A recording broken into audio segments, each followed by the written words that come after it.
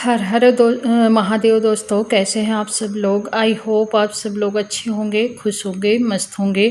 तो ये देखिए नाइट का टाइम है और मैं आई हूँ टहलने रोड में। अम्मा के साथ थी और हस्बैंड जी पहले टहल गए हैं क्योंकि उन्होंने खाना पहले खा लिया था और वो टहल गए हैं। मैं अकेले थी तो फिर अम्मा को लेवा के आ गई थी।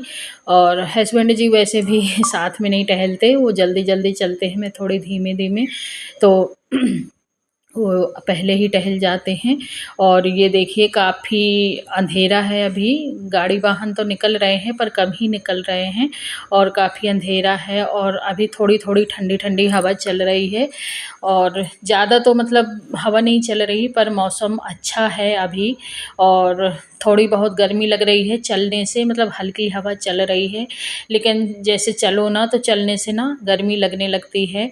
तो गर्मी भी लग रही थी चलने से। और लाइटें वाइटें तो सब जगह की जल ही गई हैं, काफ़ी अंधेरा है अभी। और ये मेरा ब्लॉग शुरू हो रहा है नाइट से। तो मतलब मैं 2 दिन की क्लिप इसमें ऐड की हूँ। एक नाइट से शुरू हो रहा है, फिर अगले दिन मॉर्निंग से ब्लॉग रहेगा मेरा, इसमें ऐड रहेगा। तो यहाँ पे आप लोग देखिए पास-पास में होटल भी हैं ना, यहाँ पे मोहल्ले में बहुत सारे होटल हैं। मोहल्ले में क्या, हमारे चित्रकूट में हर जगह होटल होटल हैं। ज़्यादातर मुझे लगता है यहाँ घर मकान कम ही बने हैं लेकिन होटल बहुत ज़्यादा हैं। तो यहाँ पे देखिए छोटा सा बैठने के लिए पार्क गार्डन टाइप का कुछ बना है। और यहाँ पे ना कभी कभार आके किसी का मन हुआ, कोई यात्री आता है थक जाता है तो बैठ जाता है, या फिर किसी का भी शाम को हवा लेने का बैठने का मन हो तो बैठ जाता है। हम लोग नहीं बैठे, बस घूम रहे थे। और घूमते घूमते बस यहीं तक हमारा राउंड रहता है टहलने का। और यहाँ से फिर मैं सीधे घर चली जाऊँगी क्योंकि रात भी काफ़ी हो चुकी थी, 9 या साढ़े 9 शायद बज रहा होगा। अब 9 साढ़े 9 बजे टहलना, मतलब ये इतना बड़ा तो शहर है नहीं कि कितनी टाइम भी टहलते रहो। ये थोड़ी उस तरह का शहर है। और मतलब जंगल टाइप ज़्यादा है इधर। और जहाँ हम लोग रहते हैं वहाँ तो थोड़ी और भी जंगल टाइप का है। होटल हैं, घर हैं, लेकिन रात में तो है, मतलब जंगल तो है थोड़ा, क्योंकि ये बस्ती नई ही है, बहुत पुरानी नहीं है। जब हम लोग आए थे तब इधर ना ही तो कोई होटल था। जब हम लोग यहाँ पे मकान बनवाए थे तब यहाँ ना ही होटल था और ना ही ज़्यादा घर थे, गिने चुने घर थे। अब तो लाइटें भी नहीं थी रोड में, अब तो बहुत सारी व्यवस्था हो गई है। होटल भी हो गए हैं, लाइटें भी लग गई हैं, सब मतलब व्यवस्था हो गई है, अब अच्छा लगता है। और यहाँ पे देखिए आई थी जामुन जामुन, हस्बैंड जी लाए थे जामुन, तो ये ना रखी थी पन्नी में। तो मुझे तो ध्यान ही भूल गई थी, सच बताऊँ ना। तो हस्बैंड जी ने याद दिलाया, उन्होंने बोला कि जामुन लाया था, वो पन्नी में ही रखी हैं क्या। तब मुझे याद आई तो मैंने थाली में निकाल के डाली। और इनको अभी सब लोग खाएँगे थोड़ा-थोड़ा, ये सुबह हो चुकी थी। और आम भी लाए थे और आम भी खाए। और इधर देखिए दिया बाती भी हो चुकी थी। शाम की चाय हो, ये सुबह की चाय हो रही थी, पूजा पाठ होने के बाद ये सुबह की चाय हो गई थी। और चाय थोड़ा-सा मैंने नमकीन ली थी, हस्बैंड जी भी लिए थे और अम्मा भी।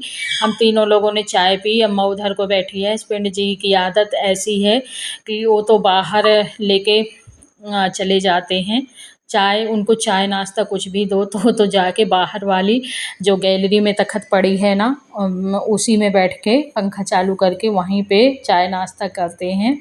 और मैं तो कहीं पर भी बैठ के कर लेती हूँ, मेरा कोई वो नहीं रहता कि एक जगह ही करना है। और अम्मा भी कहीं पे भी बैठ के कर लेती है। तो यहाँ पे बस चाय एंजॉय किया। और गर्मी तो इतनी ज़्यादा हो रखी है कि मैं बता नहीं सकती।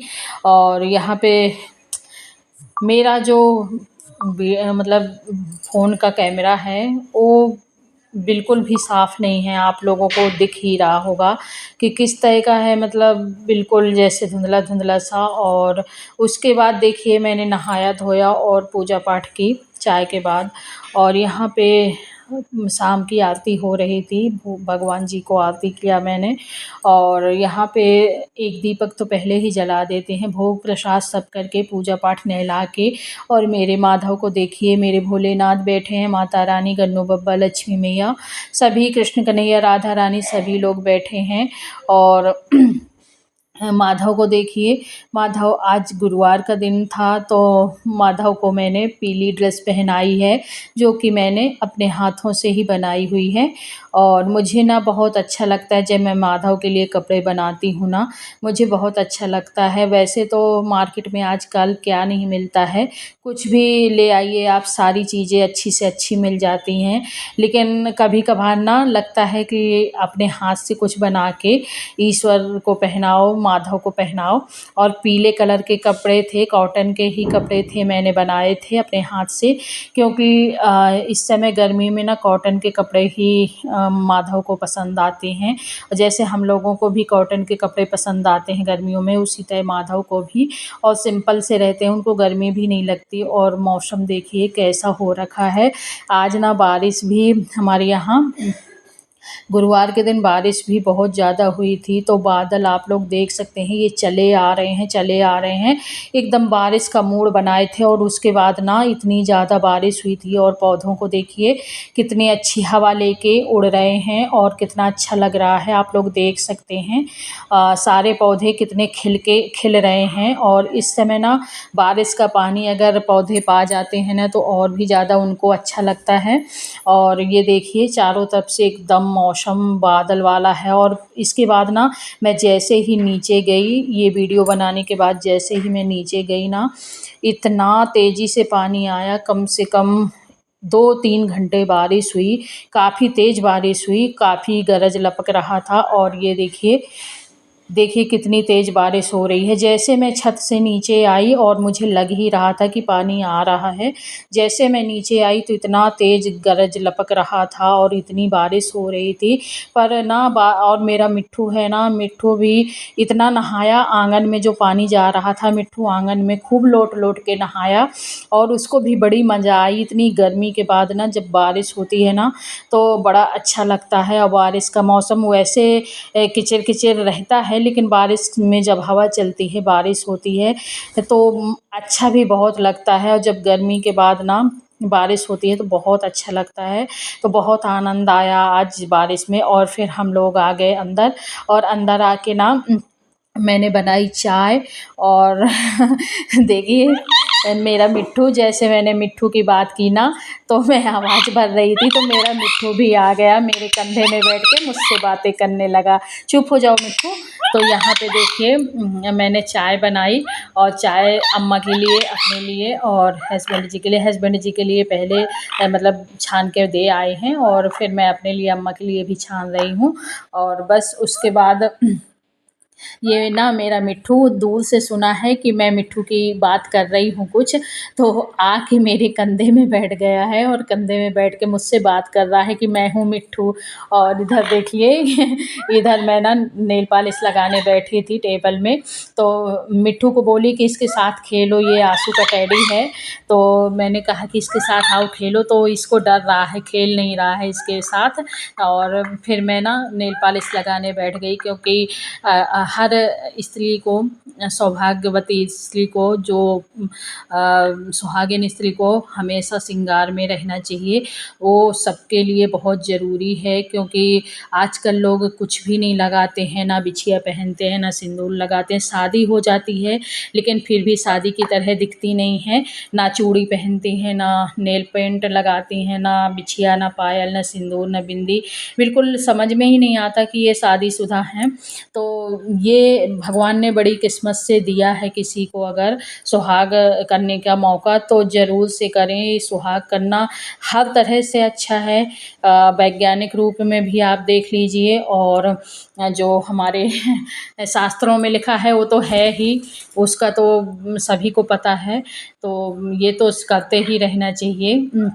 पता है पहले की औरतों के पैरों से रंग छूटने छूटने नहीं पाता था, तो हमेशा अपने आप को सज-संवार के रखना चाहिए और तभी लक्ष्मी माता हमारे घर आती हैं और देखिए, अब मैंने एक हाथ में तो लगा लिया, दूसरे हाथ में भी लगा रही हूँ।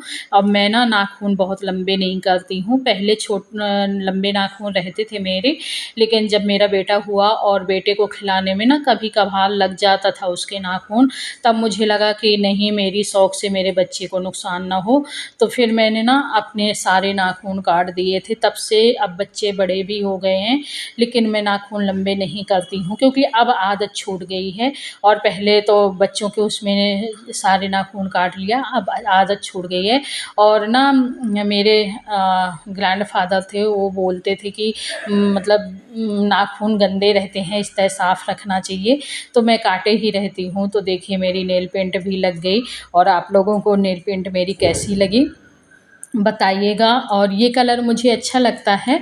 मैं डार्क कलर की नेल पेंट ज़्यादा पसंद करती हूँ हाथों में और पैरों में, तो ये देखिए कलर अच्छा लग रहा है हाथों में और मुझे भी लगा के बहुत अच्छा लगा।